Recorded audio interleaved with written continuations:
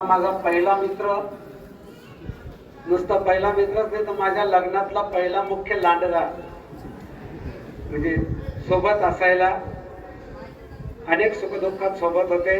मी पण त्यांच्या लग्नासाठी मुलगी पाहायला गेलो होतो. आम्ही लोणारला गेलो. त्या माणसाला 5 मुली होत्या. 5वा नंबर बघायला आम्ही गेलो होतो. ते आप्पाजी होते. आम्ही सांगितलं मुलगा शिक्षक आहे, शिक्षकाला मुलगी देत नाही म्हणे. मी त्या काळामध्ये नोकरीपेक्षा व्यवसाय श्रेष्ठ होता. कालांतराने ती मुलगी मला भेटली आणि विचारलं. तिला मात्र शिवदास सोबत लग्न करायचं होतं, पण वडील नकार देत असल्यामुळे तिचं काही चाललं नाही. ती मला 4-5 वर्षानंतर भेटली, 5-10 वर्षानंतर, आणि विचारलं त्यांचं कसं काय चाललं. तुझ्यापेक्षाही सुंदर बायको त्याला मिळाली. नुसतं दिसायला सुंदर नाही तर मनाने सुंदर आहे. आपल्या सासू सासऱ्यांची सेवा करते. 2 नंदेचा संसार उभा केला, त्यांना सहकार्य करते.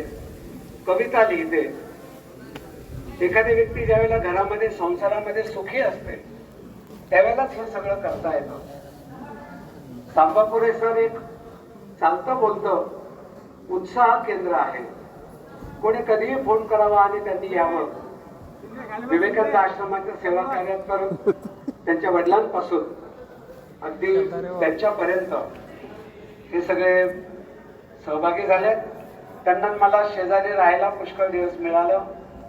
मी शिकायला असताना आम्ही एकमेकांना पत्र लिहायचो. पत्रातून मी सांगायचो मी भरपूर व्यायाम करतो, खूप अभ्यास करतो. ते इकडून खोटच लिहायचं मी पण व्यायाम करतो, भरपूर अभ्यास करतो. पण त्यात ओलावा होता, एकमेकांबद्दलचं प्रेम होतं. संस्थेप्रती त्यांच्या वडिलांनी अगदी महाराजांच्या सोबत तिथून इथपर्यंत आले.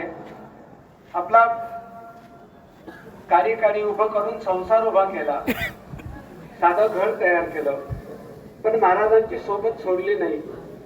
व्यावहारिक दृष्ट्या कधीच या संबंधाकडे पाहिलं नाही. माझी श्रद्धा आहे, माझं प्रेम आहे, म्हणून महाराजांच्या चरणापाशी त्यांचे वडील, ते आणि त्यांचं सगळं कुटुंब राहिलं. त्यांची गरज ही सदैव राहील. मी सांबापुरे सर रिटायरमेंट नंतर इकडं तिकडे हिंडू नये, खूप काही बाहेर फिरू नये, इतर सामाजिक कार्यात जाऊ नये. ते विवेकानंद आश्रमाच्या सेवेतच शोभून दिसतात. विवेकानंद आश्रमाच्या परिसरातच त्यांना मोठेपण प्राप्त होतं. म्हणून विवेकानंद आश्रमाच्या जनसंपर्क कार्यालयात सर उद्यापासून बसतील. विवेकानंद आश्रमाचे जनसंपर्क अधिकारी म्हणून आदरणीय सांबापुरे सर पुढच्या क्षणापासून काम पाहतील.